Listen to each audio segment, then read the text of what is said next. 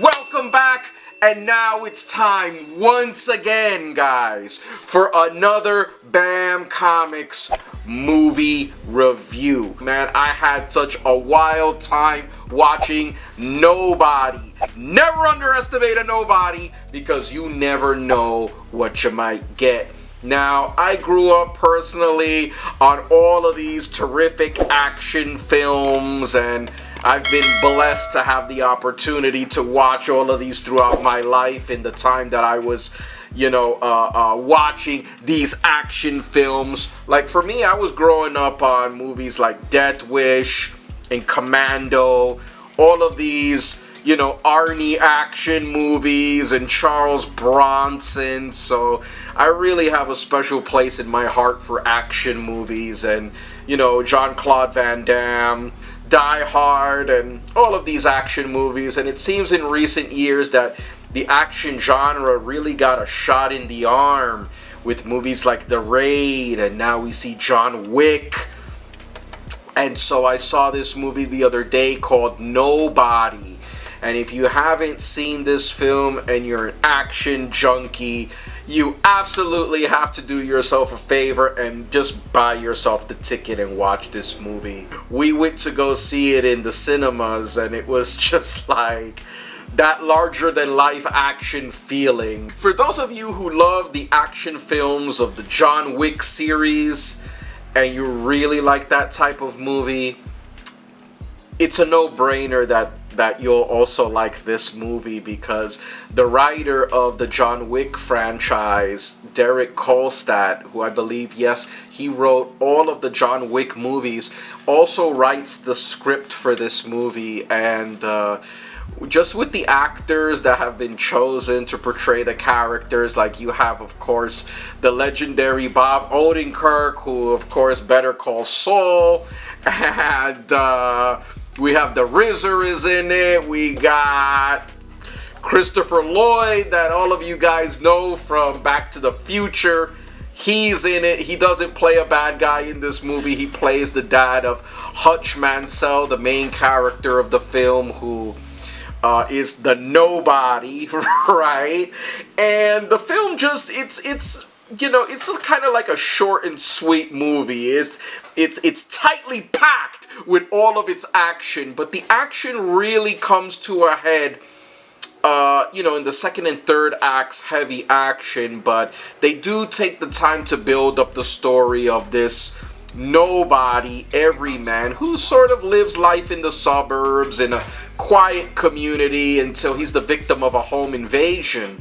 So my take on it is, I love the movie. It was amazing, and I don't want it to fall into the trap of the sequelitis. There are some movies that absolutely don't need a sequel, and this is one of them. It should just stay as like a one-off movie.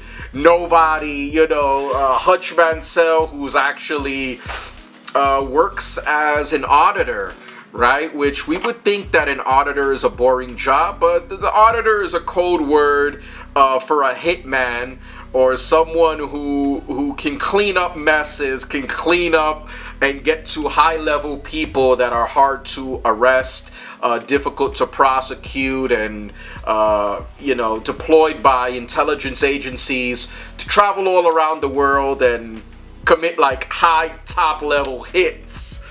And Hutch is definitely that guy. You see, you never want to underestimate a nobody, and that's what the Russians in this movie did. And man, this thing was great. I think I like this one maybe slightly a little bit better than the first John Wick movie. I mean, they're just neck and neck for me. The same writer, so you do have a lot of the same, not the same action, but kind of like you see like a lot of gunplay in there, and some really cool things. But I really connected with the character of Hutch. I just think it's like just so awesome when it's just a regular everyday person, but behind that there's like all of this training, there's all of this mystery. My favorite scenes being specifically the bus fight, where we're seeing like a lot of influence from for me was like a lot of the influence I feel comes from these raid movies. That when I saw the first 2 raids, I was like blown away. And I feel that has like trickled into these types of movies where we see fast-paced action. And yeah, it was a great movie. I loved it. I give it a 5 out of 5 stars, guys. And just like the build-up toward the action of course, like, he is the victim of a home invasion. They steal a kitty cat bracelet. You know, in John Wick, they kill his dog. In this one, they steal a kitty cat bracelet. And he transforms. Like, he visits his dad, who's like a retired FBI agent. And he takes his badge, he gets his gun and the money, and then we see Hutch go from the suburbs down into the seedy criminal world. He's visiting tattoo parlors, and one of these old military veterans sees Hutch, and Hutch is in this place right now that's a really dark place. And he sees the tattoo of, I guess, the deuces or a pair of aces on his wrist, and immediately he knows like what this guy is. Like, this guy is walking death. Okay, that's why the veteran had to run behind that door and lock it like with 15 different locks, because Hutch is a ticking time bomb. And we see that especially happen on the bus. He's already had it. He's actually went to the people who invaded his home and got everything back as the smart intelligence man. But on his way home, I mean, this guy takes the bus every day. You wouldn't think that somebody who takes the bus every day is like this super assassin, like sort of like super, you know, hitman and everything like this. And that's what I find so cool about the movie.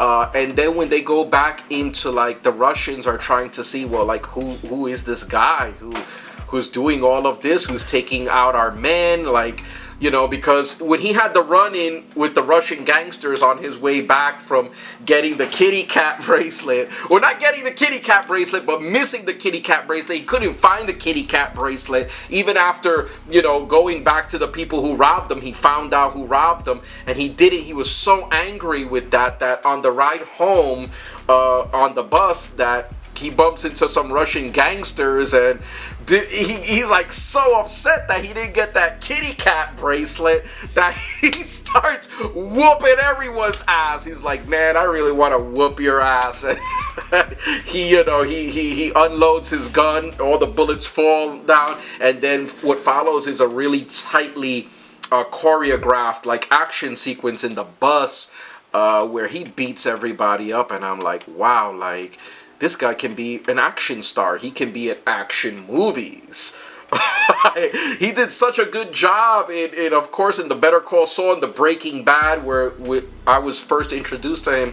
But the guy's a legendary actor. He's been around forever. He's done some really some good comedy stuff too, and to be able to transition from comedy to drama. He was in Little Women, for crying out loud. He was in Little Women. The guy is like, he has range, so he could definitely be a bona fide action star after this. If they want to make a sequel, really, I guess go ahead, make a sequel, but this first one was great.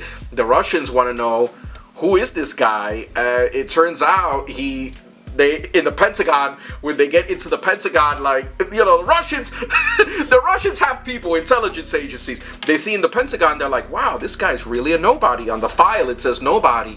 So it's very dangerous, okay? He's not even in the system.